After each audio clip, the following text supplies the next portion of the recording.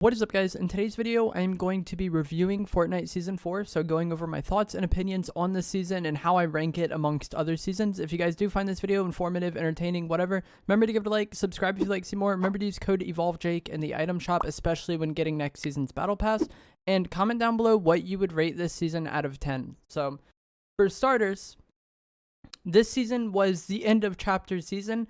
And pretty much always when that's the case, the seasons are not very good. And that's how I feel about this season. I think Season 4 is far and away the weakest season of Chapter 3. I think Chapter 3 overall was pretty good. Like Seasons 1, 2, and 3 were all really solid. And I would say like above average for sure. But I think this season is below average. But that's normal for the end of chapters. You know, Season X, I think, was far and away the worst season of Chapter 1. And probably the worst Fortnite season ever. Chapter 2, Season 8... probably wasn't the weakest season of Chapter 2, but that's because Chapter 2 had some real bad seasons, and Season 8 was kind of more just like meh than anything else. It was okay, but I feel like almost no matter what, when we get to the end of a chapter, and we know that it's the end of the chapter, no one is going to care about the current season. We're just going to be like waiting for it to end, kind of like a kid on Christmas, just like eagerly anticipating what's to come next. So I feel like you kind of have to consider that in a way. And another reason why I think the end of chapter seasons are usually kind of a drag is because Epic usually just destroys the map or like sets in motion some sort of cataclysmic event which comes to a head in the end of chapter or end of season event. So in this season they were prepping the event or setting up for the event through the spreading of the chrome taking over the map, and this is a cool mechanic as far as telling the storyline, but from a gameplay perspective it wasn't the best if you don't enjoy the chrome POIs. So the chrome spread across the map and consumed different POIs. And in response to that, some POIs got consumed by the chrome and some started floating or like got lifted off the ground to avoid the chrome. So over the course of the season, we were kind of seeing which POIs would be destroyed by the chrome and which would be lifted off the ground. But from a player perspective, I don't think this improved the map in any way because you're kind of left with a lose-lose situation. Either the POI gets lifted off the ground and just has more and more balloons on the map, which can be a good or bad thing. We'll get into that in a moment. Or it gets destroyed by the chrome. So like once we kind of started to see that's how things would progress over the course of the season, I was just immediately pretty burnt out on it. And also, these type of map changes, I don't think really go towards keeping the map fresh and exciting. You know, just destroying POIs and leaving them destroyed for weeks on end doesn't make the map fun and exciting to play on. And if we've had mostly the same POIs for the same chapter, or for this entire chapter, I've talked about this in a video and people were like, no, we've had changes. Like, sure, Coney Crossroads, for example, let's just take that. It technically has been lifted off the ground and now has balloons, and it has some buildings like raised up either from like the scaffolding type stuff or the chrome. So it technically has changed. However, it's the same buildings arranged in the exact same way with the like same lines of sight essentially. If you didn't like Coney Crossroads before, you're probably not going to like Coney Crossroads as a result of this change. And if you already liked Coney Crossroads and you've already been landing there all season, it doesn't really make the map feel fresh or different or exciting in any way. And that's basically what happened to every POI over the course of the season. So while there technically were changes, they weren't changes that would make you feel any different about the POI or make the POI like fresh and exciting. One map change this season that I think does accomplish that and is a great change would be Grim Gables replacing the Shifty Shafts Mines area. It took a POI that had been there for the entirety of the chapter and replaced it with something essentially entirely new. I know the mine shaft portion is under that, but it built upon it and added something different and unique to the POI rather than just destroying it or changing it ever so slightly, but it didn't really change how it play. You know what I'm saying? So I feel like those meaningful map changes have been lacking for this entire chapter, and this season was no different. And I feel like this season's map changes were just not very good aside from the Grim Gables one. Logjam got pretty much destroyed. The Lazy Lagoon area or Daily Bugle area, they replaced Bugle with Lagoon, and then the pirate ship left, and now it's just an open kind of nothingness there. And while I think the pirate ship, the No Sweat building, the blimp, all of that stuff kind of moving around the map was cool week to week along with some of the vaults, it was interesting to see how those buildings were going to be arranged over time. It just left POIs, or it left some POIs feeling like really empty, and Lazy Lagoon was an example of that. And I already said this in the video, but that's cool from a storyline perspective and setting up for the event perspective. But the event is going to be 40 minutes long out of a season that lasted like, what, 2.5 months roughly? Almost 3 months. It was September 17th to December 3rd. So give or take like 2.5 months. So while setting up for the event and the storyline is cool, making the gameplay not as ideal for that 2.5 months for a 40-minute payoff, I don't really think it's worth. And that's kind of just how Fortnite has been doing things for a while. So yeah, I'm not a huge fan of the map changes this season. And that was like kind of the big thing, you know. The next thing we're going to talk about is the Halloween event. I actually think this was okay. A lot of people hated on this. I think it was mainly a letdown because myself and a lot of people expected the witch's broom to be coming into the game. If you guys didn't play last Halloween event, the witch's broom was basically the Nimbus cloud. They worked exactly the same.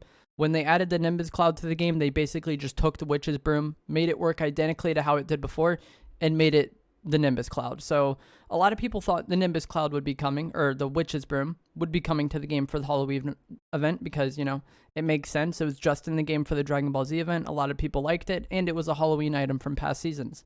That didn't happen, but they also removed the grapple gloves at the start of the Halloween event. So we were like, oh, maybe the Gwen Stacy spider gloves will be coming into the game. And neither of those things happened, and I think we got crash pads instead. I don't know if we got crash pads immediately or a few weeks after, but crash pads essentially replaced grapple gloves, and that was kind of an L. And then for the Halloween event, they had the Howler's Claws. They weren't very good in my opinion. I didn't really use them at all, but I mean, it's fine. They also added the pumpkin launcher, and that's also just, I think it's fine. It's kind of an OG nostalgic Halloween item for a lot of Fortnite players. I think it's fine to have it in the game for that 2-week period. And then there was also the Horde Rush game mode, which personally I didn't play, but the people who played it seemed to really like it, and it fit the Halloween theme. So I think this Halloween event was fine. A lot of people hated on it, but I don't think it was as bad as past Halloween events. It wasn't as good as some of the others either. It was just kind of mid as far as Halloween events go, so that's fine. So the map changes and the storyline setup for this season, from a gameplay perspective, I don't think was the best. From a storyline perspective, it was good, and maybe that's what's needed out of a final season of a chapter. You know, we're setting up for what is going to be a big event to bring us into the next chapter. So maybe a more storyline focused season is a good thing. I just don't think that that should ever really come at a cost of gameplay. And the Halloween event, I think, was okay. That was kind of the two big things for the season. Just some final thoughts on some positives I liked this season. I think the vaults and the holo chests were amazing. The holo chests might be too overpowered, honestly.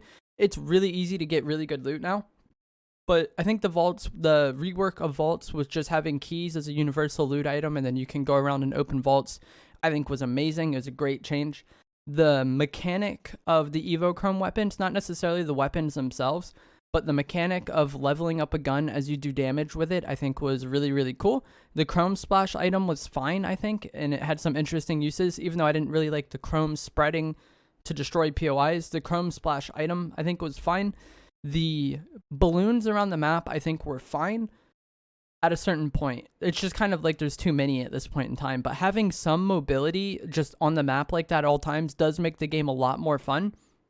And I think it would have been better if there was just a little bit less of them, and if they were mostly outside of POIs. So like you would kind of like clear your POI, loot up, kill the people there, and then rotate to the balloon and then use that to look for people. But as it is now, you even have people like balloons at the POIs, so you try to land and loot an area and fight people, and then they're just immediately out. And there's so many balloons on the map that the game kind of just became, you're always either fighting people on balloons or trying to chase people on balloons or getting third-partied on balloons. It just like, it became very fatiguing, I guess, as far as just like how many engagements in the game just resulted in somebody flying away from you, or like camping on top of a balloon and then you go up there and fight them and then they just fly away as soon as you get up there. Like, I think having it in the game was good, but it just kind of went a little bit too far as the season went on. And I think that might be it as far as the pros go. I think the combat, or the Cobra DMR, was just fine as a weapon goes. I think the negative for this season was definitely the goo gun. I think the goo gun is one of the worst items they've ever had in the game as far as like making the game better. It's really overpowered. It's not a bad item, but it makes the game less fun to play.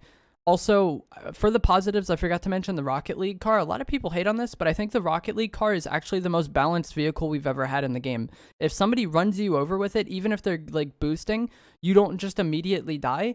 And it also only has 450 HP, so people can't just get in the Rocket League car and then decide that they're not playing the game. If someone tries to run from you using the Rocket League car, you can easily just destroy it and then force them to actually fight you. So I think the Rocket League car is a huge positive for the game. and is probably the most balanced vehicle we've ever had in the game, which I know a lot of people might be kind of like, what? It's overpowered, but I think the Rocket League car is fine. Back to the negatives. The goo gun, not it. The amount of content we got this season as far as like new items coming to the game wasn't that much. Like we got like the Ranger shotgun coming in mid-season. We got crash pads coming back mid-season. Is that it? The Cobra DMR at one point. Like there hasn't been too many new items coming to the game.